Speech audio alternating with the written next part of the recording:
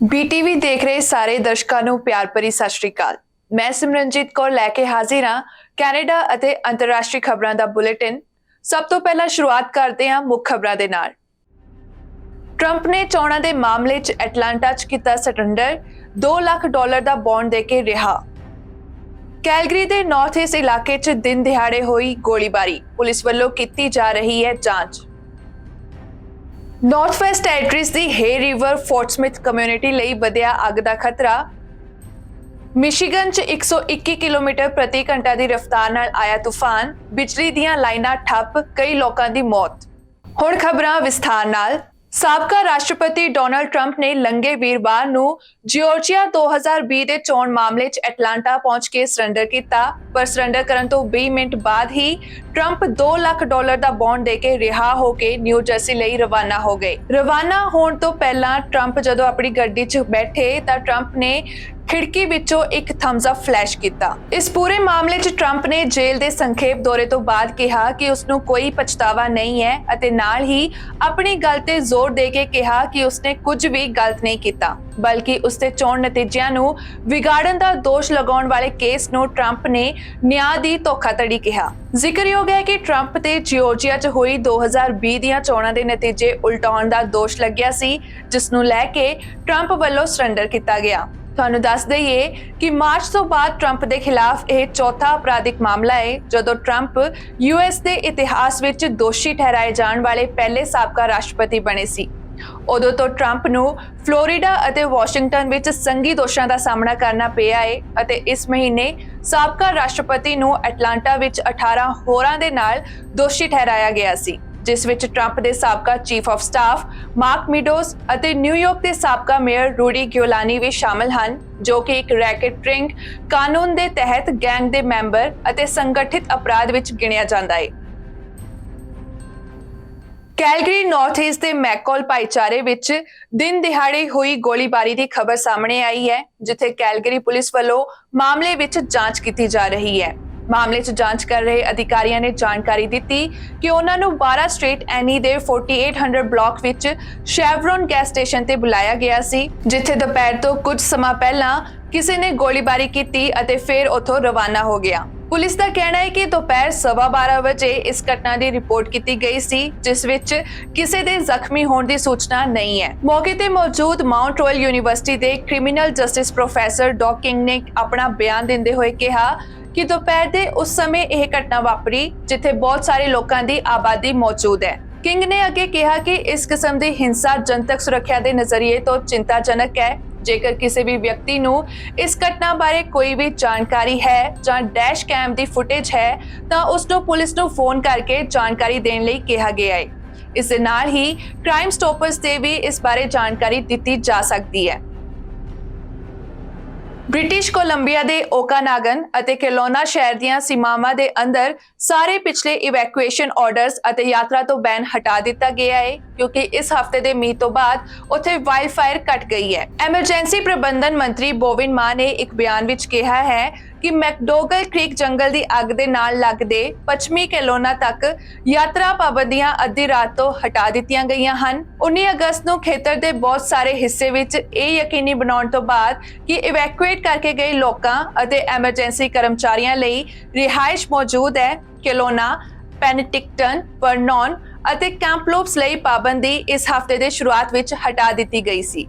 ਇਸ ਦੌਰਾਨ central ਓਕਾਨਾਗਨ emergency operation centre ਨੇ ਸਥਿਤੀ ਨੂੰ ਸੁਚੇਤ ਕਰਨ ਲਈ ਕੈਲੋਨਾ ਦੇ ਅੰਦਰਲੇ ਸਾਰੇ ਆਦੇਸ਼ਾਂ ਦੇ ਨਾਲ-ਨਾਲ ਪੱਛਮੀ ਕੈਲੋਨਾ ਸਟੇਟ ਦੇ ਕੁਝ ਘਰਾਂ ਅਤੇ ਲੇਕ ਕੰਟਰੀ ਦੇ ਡਿਸਟ੍ਰਿਕਟ ਵਿੱਚ 300 ਤੋਂ ਵੱਧ ਸੰਪਤੀਆਂ ਦੇ ਆਦੇਸ਼ਾਂ ਨੂੰ ਘਟਾ ਦਿੱਤਾ ਹੈ। ਹਾਲਾਂਕਿ ਅਧਿਕਾਰੀਆਂ ਦਾ ਕਹਿਣਾ ਹੈ ਕਿ West Kelowna, West Bank First Nation ਅਤੇ ਲੇਕ ਕੰਟਰੀ ਦੇ ਕੁਝ ਹਿੱਸਿਆਂ ਵਿੱਚ ਇਵੈਕੂਏਸ਼ਨ ਦੇ ਹੁਕਮ ਅਜੇ ਵੀ ਲਾਗੂ ਹਨ। ਐਮਰਜੈਂਸੀ ਆਪਰੇਸ਼ਨ ਸੈਂਟਰ ਦਾ ਕਹਿਣਾ ਹੈ ਕਿ ਵਾਪਸ ਆਉਣ ਵਾਲੇ ਨਿਵਾਸੀਆਂ ਨੂੰ ਸੁਰੱਖਿਅਤ ਵਾਪਸੀ ਲਈ ਵਿਆਪਕ ਗਾਈਡ ਦੀ ਪਾਲਣਾ ਕਰਨੀ ਚਾਹੀਦੀ ਹੈ, ਜਿਸ ਵਿੱਚ ਪਾਲਤੂ ਜਾਨਵਰਾਂ, ਬੀਮਾ ਅਤੇ ਮਾਨਸਿਕ ਸਿਹਤ ਸਹਾਇਤਾ ਨਾਲ ਜੁੜੇ ਮੁੱਦਿਆਂ ਲਈ ਉਚਿਤ ਪ੍ਰਕਿਰਿਆਵਾਂ ਸ਼ਾਮਲ ਹਨ। ਇਸ ਤੋਂ ਇਲਾਵਾ ਅਧਿਕਾਰੀਆਂ ਨੇ ਲੋਕਾਂ ਨੂੰ ਸਾਵਧਾਨ ਕੀਤਾ ਹੈ ਕਿ ਉੱਥੋਂ ਦੇ ਨਿਵਾਸੀਆਂ ਨੂੰ ਜੰਗਲ ਦੀ ਅੱਗ ਦੁਆਰਾ ਛੱਡੇ ਗਏ ਬਹੁਤ ਸਾਰੇ ਖਤਰਿਆਂ ਦਾ ਸਾਹਮਣਾ ਕਰਨਾ ਪੈ ਸਕਦਾ ਹੈ, ਜਿਸ ਵਿੱਚ ਨੁਕਸਾਨੇ ਗਏ ਦਰਖਤ ਵੀ ਸ਼ਾਮਲ ਹਨ ਅਤੇ ਜੇਕਰ ਉਹ ਜਨਤਕ ਜਾਇਦਾਦ ਵਿੱਚ ਆਉਂਦੇ ਹਨ ਤਾਂ ਇਸ ਦੀ ਸੂਚਨਾ ਕੈਲੋਨਾ ਸਿਟੀ ਨੂੰ ਦਿੱਤੀ ਜਾ ਸਕਦੀ ਹੈ।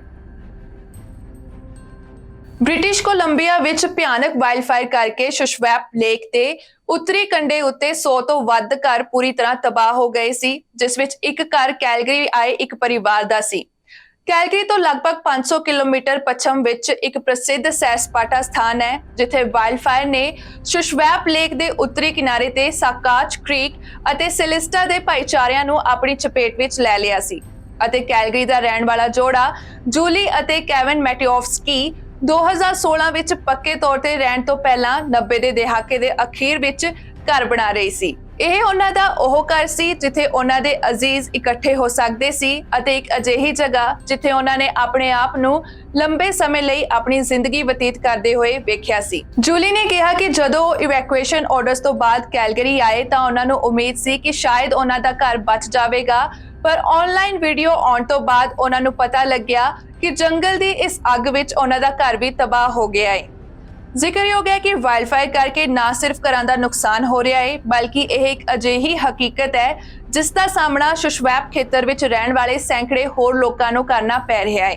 ਨਾਰਥ ਵੈਸਟ ਟੈਰੀਟਰੀਜ਼ ਵਿੱਚ ਵਿਗੜਦੀਆਂ ਸਥਿਤੀਆਂ ਅਤੇ ਸੰਚਾਰ ਸਮੱਸਿਆਵਾਂ ਦੇ ਖਤਰੇ ਨੂੰ ਵੇਖਦੇ ਹੋਏ ਸਰਕਾਰ ਨੇ ਫਾਇਰ ਸੂਚਨਾ ਅਧਿਕਾਰੀ ਨੂੰ ਹੇ ਰਿਵਰ ਵੱਲ ਭੇਜਿਆ, ਜਿਸ ਤੋਂ ਪਤਾ ਲੱਗਿਆ ਕਿ ਹੇ ਰਿਵਰ ਵੱਲ ਅੱਗ ਦਾ ਖਤਰਾ ਕਾਫੀ ਵੱਧ ਰਿਹਾ ਹੈ। ਇਹ ਕਦਮ ਪਿਛਲੇ ਹਫ਼ਤੇ ਸੰਚਾਰ ਨੂੰ ਲੈ ਕੇ ਆਈ ਸਮੱਸਿਆਵਾਂ ਨੂੰ ਵੇਖਦੇ ਹੋਏ ਚੁੱਕਿਆ ਗਿਆ, ਜਦੋਂ ਸੰਚਾਰ ਲਾਈਨਾਂ ਦੱਖਣੀ ਸਲੇਵ ਖੇਤਰ ਵਿੱਚ ਬੰਦ ਹੋ ਗਈਆਂ ਸੀ। ਇੱਕ ਆਨਲਾਈਨ ਅਪਡੇਟ ਦਿਖਾਉਂਦਾ ਹੈ ਕਿ ਜ਼ਿਆਦਾਤਰ ਦੱਖਣੀ ਸਲੇਵ ਦੇ ਭਾਈਚਾਰੇ ਬਹੁਤ ਜ਼ਿਆਦਾ ਅੱਗ ਦੇ ਖਤਰੇ ਵਿੱਚ ਸਨ, ਜਿਸ ਵਿੱਚ ਐਂਟਰਪ੍ਰਾਈਜ਼, ਫੋਰਟ ਰੈਜ਼ੋਲੂਸ਼ਨ ਅਤੇ ਫੋਰਟ ਸਮਿਥ ਸ਼ਾਮਲ ਹੈ। ਫਾਇਰ ਅਫਸਰ ਵੱਲੋਂ ਦਿੱਤੀ ਗਈ ਅਪਡੇਟ ਦੇ ਅਨੁਸਾਰ ਸੁਰੱਖਿਆ ਦੇ ਬਿਨਾਂ ਅੱਗ 5 ਤੋਂ 6 ਕਿਲੋਮੀਟਰ ਪ੍ਰਤੀ ਘੰਟੇ ਦੀ ਰਫ਼ਤਾਰ ਨਾਲ ਹੇ ਰਿਵਰ ਵੱਲ ਜਾ ਸਕਦੀ ਹੈ, ਜਿਸ ਕਰਕੇ ਫਾਇਰ ਫਾਈਟਰਾਂ ਵੱਲੋਂ ਅੱਗ ਦੀਆਂ ਲਪਟਾਂ ਨੂੰ ਕਮਿਊਨਿਟੀ ਤੋਂ ਲਗਭਗ 8 ਕਿਲੋਮੀਟਰ ਪਿੱਛੇ ਰੋਕਿਆ ਜਾ ਰਿਹਾ ਸੀ। ਮਿਸ਼ੀਗਨ 'ਚ 75 ਮੀਲ ਪ੍ਰਤੀ ਘੰਟਾ ਦੀ ਰਫ਼ਤਾਰ ਨਾਲ ਆਏ ਤੂਫਾਨ ਨੇ ਕਾਫੀ ਤਬਾਹੀ ਮਚਾਈ, ਜਿਸ ਵਿੱਚ ਕਈ ਦਰਖਤ ਡਿੱਗ ਗਏ, ਇਮਾਰਤਾਂ ਦੀਆਂ ਛੱਤਾਂ ਉੱਡ ਗਈਆਂ ਅਤੇ ਇਸ ਤੂਫਾਨ ਵਿੱਚ 5 ਲੋਕਾਂ ਦੀ ਮੌਤ ਵੀ ਹੋ ਗਈ। ਇਸ ਦੇ ਨਾਲ ਬਿਜਲੀ ਦੇ ਖੰਭੇ ਟੁੱਟਣ ਕਰਕੇ ਸੈਂਕੜੇ ਹਜ਼ਾਰਾਂ ਲੋਕ ਬਿਜਲੀ ਤੋਂ ਬਿਨਾਂ ਰਹਿ ਰਹੇ ਹਨ। ਇੱਕ ਅਧਿਕਾਰੀ ਨੇ ਜਾਣਕਾਰੀ ਦਿੰਦੇ ਹੋਏ ਕਿਹਾ ਕਿ ਤੇਜ਼ ਮੀਂਹ ਦੇ ਚੱਲਦੇ 2 ਵਾਹਨਾਂ ਦੀ ਆਮੋ ਸਾਹਮਣੇ ਟੱਕਰ ਹੋਣ ਕਾਰਨ ਇੱਕ 21 ਸਾਲਾਂ ਦੀ ਔਰਤ ਅਤੇ 2 ਲੜਕੀਆਂ, ਜਿਨ੍ਹਾਂ ਦੀ ਉਮਰ 1 ਅਤੇ 3 ਸਾਲ ਦੀ ਸੀ, ਉਹਨਾਂ ਦੀ ਮੌਤ ਹੋ ਗਈ। ਉੱਥੇ ਹੀ ਸਟੇਟ ਦੀ ਰਾਜਧਾਨੀ ਲੈਂਸਿੰਗ ਵਿੱਚ ਰਾਤ ਇੱਕ ਘਰ ਉੱਤੇ ਦਰਖਤ ਡਿੱਗਣ ਨਾਲ ਇੱਕ ਵਿਅਕਤੀ ਦੀ ਮੌਤ ਹੋ ਗਈ। ਲੈਂਸਿੰਗ ਪੁਲਿਸ ਵਿਭਾਗ ਦੇ ਬੁਲਾਰੇ ਨੇ ਦੱਸਿਆ ਕਿ ਅੱਗ ਬੁਝਾਉਣ ਵਾਲੇ ਕਰਮਚਾਰੀਆਂ ਨੇ ਉਸ ਵਿਅਕਤੀ ਨੂੰ ਘਰ ਤੋਂ ਬਾਹਰ ਕੱਢਿਆ, ਪਰ ਜਦੋਂ ਉਸ ਨੂੰ ਹਸਪਤਾਲ ਲਿਆਂਦਾ ਗਿਆ ਤਾਂ ਉੱਥੇ ਉਸ ਵਿਅਕਤੀ ਨੂੰ ਮ੍ਰਿਤਕ ਘੋਸ਼ਿਤ ਕਰ ਦਿੱਤਾ ਗਿਆ। ਇਸ ਦੇ ਨਾਲ ਹੀ ਨੇੜਲੇ ਇੰਗਮ ਕਾਉਂਟੀ ਵਿੱਚ ਜਿੱਥੇ ਸੰਭਾਵਿਤ ਤੂਫਾਨ ਦੀ ਰਿਪੋਰਟ ਮਿਲੀ ਸੀ, ਉੱਥੋਂ ਸ਼ੈਰਿਫ ਨੇ ਕਿਹਾ ਕਿ ਇੱਕ ਵਿਅਕਤੀ ਦੀ ਮੌਤ ਦੀ ਪੁਸ਼ਟੀ ਕੀਤੀ ਗਈ ਹੈ ਅਤੇ ਕਈ ਲੋਕ ਗੰਭੀਰ ਰੂਪ ਵਿੱਚ ਜ਼ਖਮੀ ਹੋਏ ਹਨ, ਕਿਉਂਕਿ ਇੰਟਰਸਟੇਟ 96 ਦੇ ਨਾਲ 25 ਤੋਂ ਵੱਧ ਵਾਹਨ ਤੂਫਾਨ ਵਿੱਚ ਬੁਰੀ ਤਰ੍ਹਾਂ ਨੁਕਸਾਨੇ ਗਏ ਨੇ। ਵਿਗਿਆਨੀਆਂ ਦਾ ਕਹਿਣਾ ਹੈ ਕਿ ਵਿਆਪਕ ਅਧਿਐਨ ਕੀਤੇ ਬਿਨਾਂ ਉਹ ਕਿਸੇ ਵੀ ਮੌਸਮ ਦੀ ਘਟਨਾ ਨੂੰ ਜਲਵਾਯੂ ਤਬਦੀਲੀ ਨਾਲ ਸਿੱਧੇ ਤੌਰ ਤੇ ਨਹੀਂ ਜੋੜ ਸਕਦੇ, ਪਰ ਮੌਸਮ ਵਿੱਚ ਬਦਲਾਅ ਆਉਣਾ ਤੂਫਾਨ, ਸੋਕੇ, ਹੜ੍ਹਾਂ ਅਤੇ ਜੰਗਲੀ ਅੱਗ ਵਰਗੀਆਂ ਵਧੇਰੇ ਤੀਬਰ ਅਤੇ ਵਧੇਰੇ ਵਾਰ-ਵਾਰ ਅਤਿਅੰਤ ਘਟਨਾਵਾਂ ਲਈ ਜ਼ਿੰਮੇਵਾਰ ਹੈ। ਸਮੀਖਿਆ ਕੀਤੇ ਅਧਿਐਨਾਂ, ਵਿਗਿਆਨ ਸੰਸਥਾਵਾਂ ਅਤੇ ਜਲਵਾਯੂ ਵਿਗਿਆਨੀਆਂ ਦੀ ਵਿਸ਼ਾਲ ਬਹੁਗਿਣਤੀ ਦੇ ਅਨੁਸਾਰ ਮੌਸਮ 'ਚ ਆਈ ਤਬਦੀਲੀ ਮੁੱਖ ਤੌਰ ਤੇ ਮਨੁੱਖੀ ਗਤੀਵਿਧੀਆਂ ਕਾਰਨ ਹੁੰਦੀ ਹੈ, ਜੋ ਵਾਤਾਵਰਣ ਵਿੱਚ ਕਾਰਬਨ ਡਾਈਆਕਸਾਈਡ, ਮੀਥੇਨ ਅਤੇ ਹੋਰ ਗ੍ਰੀਨਹਾਊਸ ਗੈਸਾਂ ਨੂੰ ਛੱਡਦੀਆਂ ਹਨ। ਬ੍ਰਿਟਿਸ਼ ਪੁਲਿਸ ਨੇ ਕਿਹਾ ਕਿ ਉਹ ਯੂਕੇ ਵਿੱਚ 88 ਲੋਕਾਂ ਦੀ ਮੌਤ ਦੀ ਜਾਂਚ ਕਰ ਰਹੀ ਹੈ, ਜਿਨ੍ਹਾਂ ਨੇ ਕੈਨੇਡਾ ਆਧਾਰਿਤ ਵੈਬਸਾਈਟਾਂ ਤੋਂ ਉਤਪਾਦ ਖਰੀਦੇ ਸੀ, ਜੋ ਕਥਿਤ ਤੌਰ ਤੇ ਲੋਕਾਂ ਨੂੰ ਆਪਣੇ ਆਪ ਨੂੰ ਨੁਕਸਾਨ ਪਹੁੰਚਾਉਣ ਦੇ ਜ਼ੋਖਮ ਵਿੱਚ ਘਾਤਕ ਪੇਸ਼ ਹੋਏ ਨੇ। ਇਹ ਜਾਂਚ ਕੈਨੇਡਾ ਵਿੱਚ ਇਸ ਸਾਲ ਦੇ ਸ਼ੁਰੂ ਵਿੱਚ ਕੈਨੇਥ ਲੋ ਦੀ ਗ੍ਰਿਫਤਾਰ ਤੋਂ ਸ਼ੁਰੂ ਹੋਈ ਸੀ, ਜੋ ਕਿ ਅੰਤਰਰਾਸ਼ਟਰੀ ਪੁੱਛਗਿੱਛ ਦਾ ਹਿੱਸਾ ਹੈ, ਜਿਸ ਉੱਤੇ ਕਾਉਂਸਲਿੰਗ ਅਤੇ ਖੁਦਕੁਸ਼ੀ ਲਈ ਸਹਾਇਤਾ ਕਰਨ ਦੇ ਦੋਸ਼ ਲਗਾਏ ਗਏ ਹਨ। ਕੈਨੇਡੀਅਨ ਪੁਲਿਸ ਦਾ ਕਹਿਣਾ ਹੈ ਕਿ ਟੋਰਾਂਟੋ ਖੇਤਰ ਤੋਂ ਕੈਨੇਥ ਲੋ ਨੇ ਸੋਡੀਅਮ ਨਾਈਟ੍ਰਾਈਟ ਨੂੰ ਮਾਰਕੀਟ ਕਰਨ ਅਤੇ ਵੇਚਣ ਲਈ ਵੈਬਸਾਈਟਾਂ ਦੀ ਇੱਕ ਲੜੀ ਦੀ ਵਰਤੋਂ ਕੀਤੀ, ਜੋ ਇੱਕ ਅਜਿਹਾ ਪਦਾਰਥ ਹੈ ਜੋ ਆਮ ਤੌਰ ਤੇ ਮੀਟ ਨੂੰ ਠੀਕ ਕਰਨ ਲਈ ਵਰਤਿਆ ਜਾਂਦਾ ਹੈ ਅਤੇ ਜੇ ਖਾਧਾ ਜਾਂਦਾ ਹੈ ਤਾਂ ਘਾਤਕ ਸਾਬਤ ਹੋ ਸਕਦਾ ਹੈ। ਪੁਲਿਸ ਵੱਲੋਂ ਇਹ ਸ਼ੱਕ ਜਤਾਇਆ ਜਾ ਰਿਹਾ ਹੈ ਕਿ ਕੈਨੇਥ ਲੋ ਨੇ 40 ਤੋਂ ਵੱਧ ਦੇਸ਼ਾਂ ਨੂੰ ਘੱਟੋ-ਘੱਟ 1200 ਪੈਕੇਜ ਭੇਜੇ ਹਨ, ਜਿਸ ਨੂੰ ਲੈ ਕੇ ਸੰਯੁਕਤ ਰਾਜ, ਇਟਲੀ, ਆਸਟ੍ਰੇਲੀਆ ਅਤੇ ਨਿਊਜ਼ੀਲੈਂਡ ਦੇ ਅਧਿਕਾਰੀਆਂ ਨੇ ਵੀ ਜਾਂਚ ਸ਼ੁਰੂ ਕਰ ਦਿੱਤੀ ਹੈ। ਬ੍ਰਿਟੇਨ ਦੀ ਨੈਸ਼ਨਲ ਕ੍ਰਾਈਮ ਏਜੰਸੀ ਨੇ ਕਿਹਾ ਕਿ ਉਹਨਾਂ ਨੇ ਯੂਕੇ ਵਿੱਚ 232 ਲੋਕਾਂ ਦੀ ਪਛਾਣ ਕੀਤੀ, ਜਿਨ੍ਹਾਂ ਨੇ 2 ਸਾਲਾਂ ਵਿੱਚ ਅਪ੍ਰੈਲ ਤੱਕ ਵੈਬਸਾਈਟਾਂ ਤੋਂ ਉਤਪਾਦ ਖਰੀਦੇ ਸਨ, ਜਿਨ੍ਹਾਂ ਵਿੱਚੋਂ 88 ਲੋਕਾਂ ਦੀ ਮੌਤ ਹੋ ਗਈ ਸੀ। ਏਜੰਸੀ ਨੇ ਕਿਹਾ ਕਿ ਉਹ ਇਸ ਗੱਲ ਦੀ ਜਾਂਚ ਕਰ ਰਹੀ ਹੈ ਕਿ ਕੋਈ ਇਸ ਨਾਲ ਸੰਬੰਧਿਤ ਯੂਕੇ ਵਿੱਚ ਅਪਰਾਧ ਹੋਇਆ ਸੀ ਜਾਂ ਨਹੀਂ, ਪਰ ਇਸ ਕੇਸ ਦੀ ਸ਼ੁਰੂਆਤੀ ਜਾਂਚ ਵਿੱਚ ਵੈਬਸਾਈਟਾਂ ਤੋਂ ਖਰੀਦੀਆਂ ਗਈਆਂ ਚੀਜ਼ਾਂ ਅਤੇ ਇਹਨਾਂ ਵਿੱਚੋਂ ਕਿਸੇ ਵੀ ਕੇਸ ਵਿੱਚ ਮੌਤ ਦੇ ਕਾਰਨਾਂ ਵਿਚਕਾਰ ਕੋਈ ਲਿੰਕ ਨਹੀਂ ਮਿਲਿਆ। ਇਸ ਮਾਮਲੇ ਵਿੱਚ ਨੈਸ਼ਨਲ ਕ੍ਰਾਈਮ ਏਜੰਸੀ ਦੇ ਡਿਪਟੀ ਡਾਇਰੈਕਟਰ ਕ੍ਰੇਗ ਟਰਨਰ ਨੇ ਕਿਹਾ ਕਿ ਮਰਨ ਵਾਲਿਆਂ ਦੇ ਪਰਿਵਾਰਕ ਮੈਂਬਰਾਂ ਨਾਲ ਸਾਡੀ ਡੂੰਘੀ ਹਮਦਰਦੀ ਹੈ ਅਤੇ ਉਹਨਾਂ ਨੂੰ ਪੁਲਿਸ ਬਲਾਂ ਦੇ ਵਿਸ਼ੇਸ਼ ਸਿਖਲਾਈ ਪ੍ਰਾਪਤ ਅਧਿਕਾਰੀਆਂ ਵੱਲੋਂ ਸਹਾਇਤਾ ਦਿੱਤੀ ਜਾ ਰਹੀ ਹੈ। ਅੱਜ ਦੀਆਂ ਖਬਰਾਂ ਵਿੱਚ ਇੰਨਾ ਹੀ। ਮੁੜ ਤੋਂ ਹਾਜ਼ਰ ਹੋਵਾਂਗੇ ਨਵੀਆਂ ਖਬਰਾਂ ਦੇ ਨਾਲ। ਤੁਸੀਂ ਵੇਖਦੇ ਰਹੋ BTV। Be positive, be yourself.